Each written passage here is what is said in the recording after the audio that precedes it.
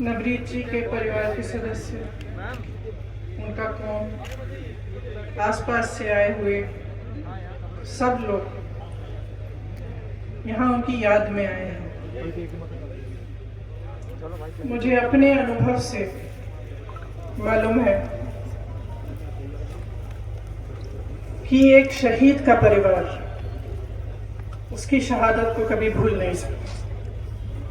वो उस शहादत को अपने दिल में रखता है हमेशा के लिए,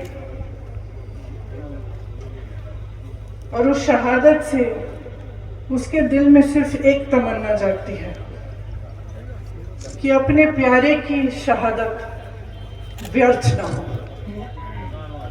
और मैं जानती हूं कि आप सबके दिल में यही तमन्ना है। नवरीत 25 साल के थे, मेरा बेटा 20 साल का है।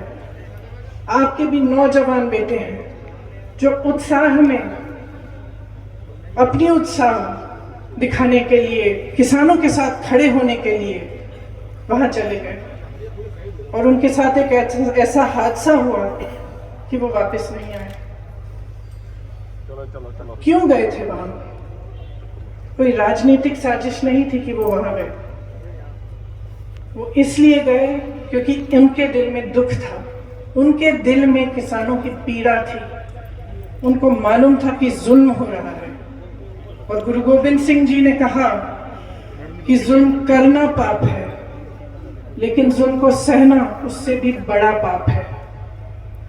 और हो सकता है कि यही सोचते हुए एक नौजवान बच्चा दिल्ली से इतनी दूर से, दिब्दिबा से दिल्ली पहुंचा कि हाँ वो भी शामिल होगा, वही उम्मीद रखते हुए कि उसकी सुनवाई होगी, कि सब इकट्ठा होंगे तो सरकार सुनेगी, और जो दिल की बात है किसान की उसके लिए सरकार भी दरवाजे खोलेगी और उसकी सुनवाई करेगी। लेकिन ऐसा नहीं हुआ।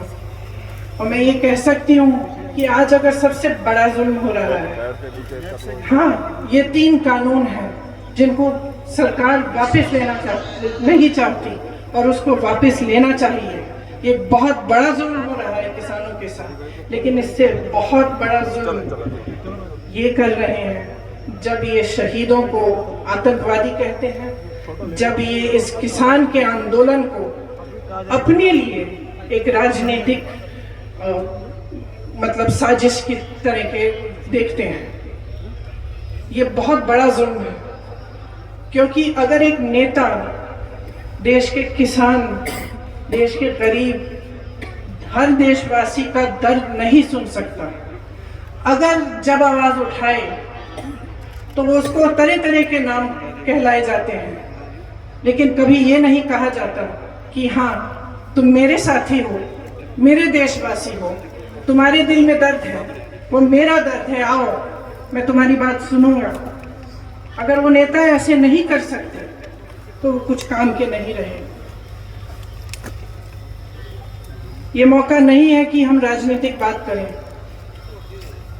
लेकिन हम ऐसा जुल्म सह नहीं सकते। जो सच्चाई है वो सच्चाई है। ये कोई राजनीतिक आंदोलन नहीं है, ये एक सच्चा आंदोलन है, आपका आंदोलन है, किसानों का आंदोलन है, इस देश के एक एक वासी का आंदोलन है। इसीलिए मैं आज यहाँ आई, क्योंकि मैं इस परिवार को कहना चाहती हूँ कि आप अकेले नहीं हैं। आपके साथ इस देश का एक एक देशवासी खड़ा है, चाहे वो किसी भी धर्म का हो। इस देश के कोने कोने का किसान आपके साथ खड़ा है, हम आपके साथ खड़े हैं। आज मेरे साथ यहाँ आए हुए हजारों कांग्रेस के पश्चिमी उत्तर प्रदेश के कार्यकर्ता आपके साथ हैं, और मैं सरदार हरदीप सिंह जी को कहना चाहती हूँ कि आपके पोते की शहादत हम व्यर्थ नहीं होने देंगे। यही कहने के लिए मैं यहाँ आई हूँ, और मेरी आशा है कि आप सबके मन में भी यही बात है। इस आंदोलन को तब तक जारी रखेंगे जब तक ये 3 काले कानून सरकार वापस नहीं लेगी।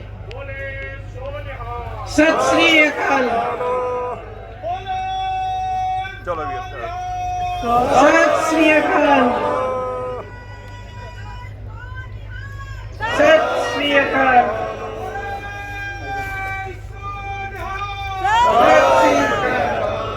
वाहिगुरु जी दी फतेह, वाहिगुरु जी दा खालसा। धन्यवाद।